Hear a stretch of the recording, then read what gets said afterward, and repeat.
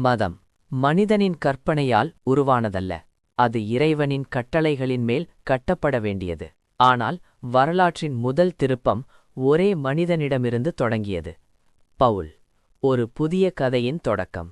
முதல் தவறு எப்போதும் தவறாகவே முடிகிறது. அந்த ஒரே மாற்றத்திலிருந்து 2000 ஆண்டுகளில் கிறிஸ்தவம் சாம்பலிலிருந்து எழுந்து ஒரு உலகளாவிய ஆதிக்க மதமாக மாறியது. இந்த நீண்ட பயணத்தில் ஒவ்வொருவரும் தங்களுக்கு சரி என்று தோன்றியதை செய்தார்கள்.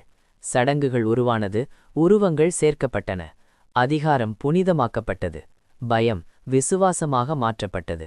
மனிதன் தன் ஆசைகளை நிறைவேற்ற மதத்தை திருப்பிய அந்த நிமிடத்திலிருந்தே உண்மை வழி மங்கத் தொடங்கியது. இன்றும் அதுவே தொடர்கிறது.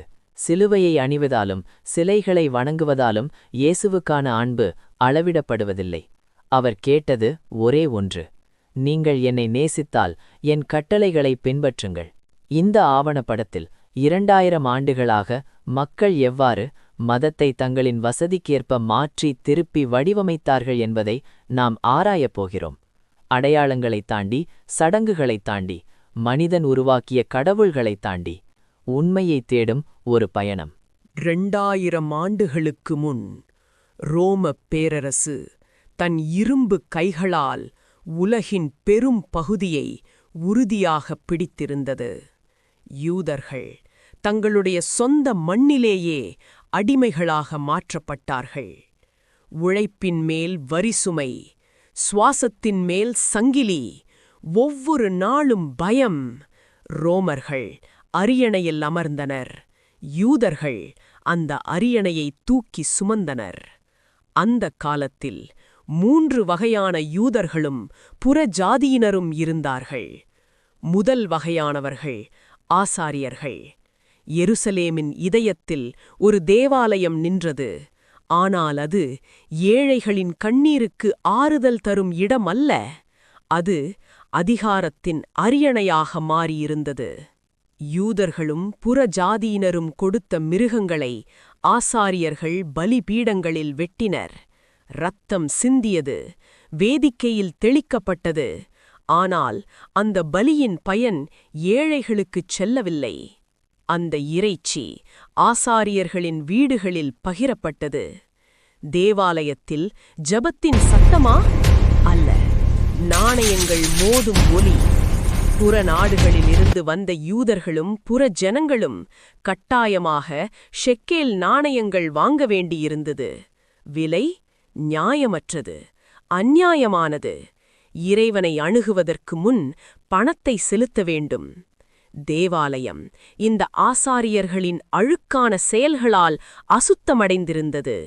இறை நாமம் பேசப்பட்ட இடம் அதிகாரமும் பேராசையும் வியாபாரமாக மாறியிருந்தது. இரண்டாவது வகையானவர்கள் செல்வந்தர்கள். அவர்கள் ஏழைகளுக்கு கடன் கொடுத்தார்கள், வட்டியுடன். பசி காரணமாக, வறட்சி காரணமாக ரோம பேரரசுக்கு வரி கட்ட கடன் வாங்கினார்கள்.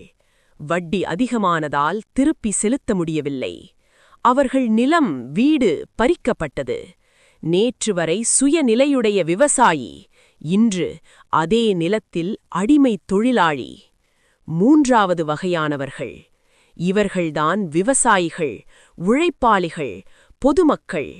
அவர்கள் தேவாலயத்திற்கும் ரோம பேரரசுக்கும் தனித்தனியாக வரி கட்டும் கட்டாயத்திலிருந்தனர். அவர்களிடம் எதுவும் இல்லை. ஒரே ஒரு எதிர்பார்ப்பு மட்டும் இருந்தது: மெசியா, அபிஷேகம் பண்ணப்பட்டவர், ஒரு விடுவிப்பாளர், ஒரு மீட்பர். முன்காலத்தில் யூதர்களை பாபிலோனிய அடிமையிலிருந்து விடுவித்து தேவாலயத்தை மீண்டும் கட்ட உதவிய சைரஸ் பெருமானை ஏசையா 45:1 இல் மெசியா என்று குறிப்பிடுகிறார்.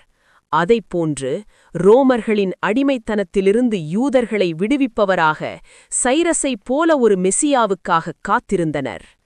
அந்த நேரத்தில் மெசியாவாக இயேசு வந்தார். அவர் ஒரு யூதராக பிறந்தார், ஒரு யூதராகவே வாழ்ந்தார். அவர் போதித்ததும் செயல்பட்டதும் யூத சமுதாயத்தின் மத்தியில்தான். அவர் வயல்களில் பேசினார், கடற்கரையில் பேசினார், ஏழைகளுடன் அமர்ந்தார். அவர் சொன்னார், லூக்கா 6:20, தரித்திரராகிய நீங்கள் பாக்கியவான்கள், தேவனுடைய ராஜ்யம் உங்களுடையது. அவர் பண மோசடி செய்யும் மேஜைகளை கவிழ்த்தார், ஆசாரியர்களின் வெறுமையான மதத்தை வெளிச்சம் போட்டார்.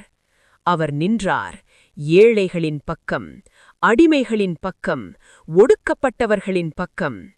அதனால்தான் ஆசாரியர்கள் பயந்தார்கள், செல்வந்தர்கள் கோபமடைந்தார்கள், ரோமர்கள் தங்கள் ஆட்சிக்கு அச்சுறுத்தலா என்று பயந்தார்கள்.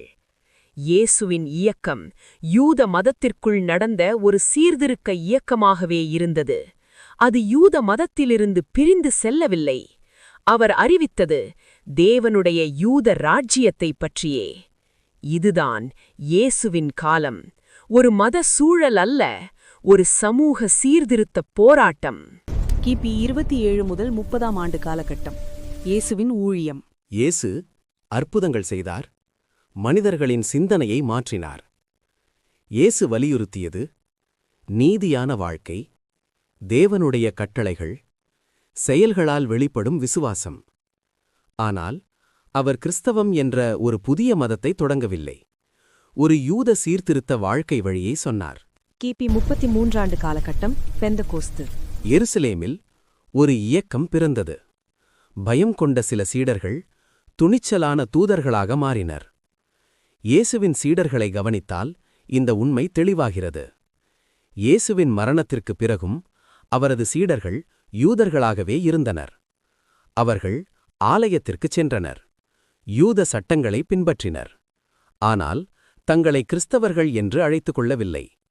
அவர்கள் தங்களை இயேசுவை நம்பும் யூதர்கள் என்றே கருதினர். கிபி 35 முதல் 36 ஆண்டு காலகட்டம். பவுலின் மாற்றம். தர்சாஸ் எனும் நகரில் யூத மனிதன் வாழ்ந்தார். அவர் கல்வியில் நன்கு தேர்ச்சி பெற்றவர், கிரேக்க தத்துவத்தில் புரமை பெற்றவர், படிக்கவும் எழுதவும் வாதாடவும் திறமை கொண்டவர், ரோமானிய குடிமகன். அவரது பெயர் பவுல். ஒரு காலத்தில் இயேசுவின் சீடர்களை அவர் துன்புறுத்தினார். அவர்களை வேட்டையாடி சிறையில் அடைத்து அந்த இயக்கத்தை அழிக்க முயன்றார். ஆனால் தமாஸ்கஸ் செல்லும் வழியில் ஒரு வினோதமான சர்ச்சைக்குரிய தனிப்பட்ட தரிசனத்தில் இயேசுவை அவர் மாத்திரம் பார்த்ததாக கூறினார். அந்த தரிசனத்தின் பிறகு தான் பரலோகத்திலிருந்து நியமிக்கப்பட்ட ஒரு விசேஷ அதிகாரம் பெற்ற தூதனாக தனக்கு தானே சான்றிதழ் கொடுத்து கொண்டார். பின்னர் புறஜனங்களின் பிரதான திருத்தூதராக மாறினார். கிபி 50 முதல் 60ஆம் ஆண்டு காலகட்டம். பவுலின் கடிதங்கள். கிறிஸ்தவத்தின் முதல் எழுத்து ஆவணங்களாக ரோமா, கொரிந்து போன்ற சபைகளுக்கு பவுல் எழுதிய கடிதங்கள் அமைந்தன. பவுல் வரலாற்றில் முதன்முறையாக அறிமுகம் செய்து வலியுறுத்தியது இயேசுவின் மீது விசுவாசம், சிலுவையின் இரத்தம், செயல்கள் இல்லாத வெறும் நம்பிக்கை, சட்டமின்றி கிடைக்கும் ரட்சிப்பு. கிபி 62 முதல் 64 ஆண்டு காலகட்டம். பேதுருவும் பவுலும் மரணம்.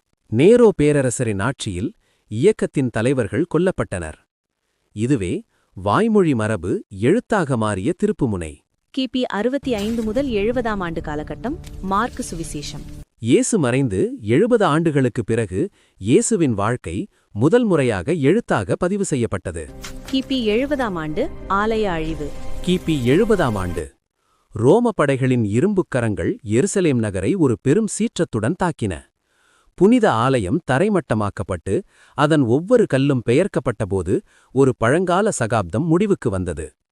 அந்த எருசலேமின் சாம்பலிலிருந்து ஒரு புதிய மதம் பிறந்தது. கிறிஸ்தவம் தனது யூத மத கட்டமைப்பிலிருந்து முழுமையாக விடுபட்ட தருணம் இதுதான். ஒரு புதிய சமயமாக உலகளாவிய எல்லைகளை கடந்து பயணிக்க அது தன்னை நிலைநிறுத்திக் கொண்டது. கிபி 80 முதல் 90 ஆண்டு காலகட்டம். மத்தேயு, லூக்கா சுவிசேஷம் எழுத்துக்கள். இயேசுவின் இயக்கம் யூத மதத்திற்குள் நடந்த ஒரு சீர்திருத்த இயக்கமாகவே இருந்தது. அது யூத மதத்திலிருந்து பிரிந்து செல்லவில்லை. ஆனால் காலம் செல்ல செல்ல ஒரு பெரிய மாற்றம் நிகழ்ந்தது.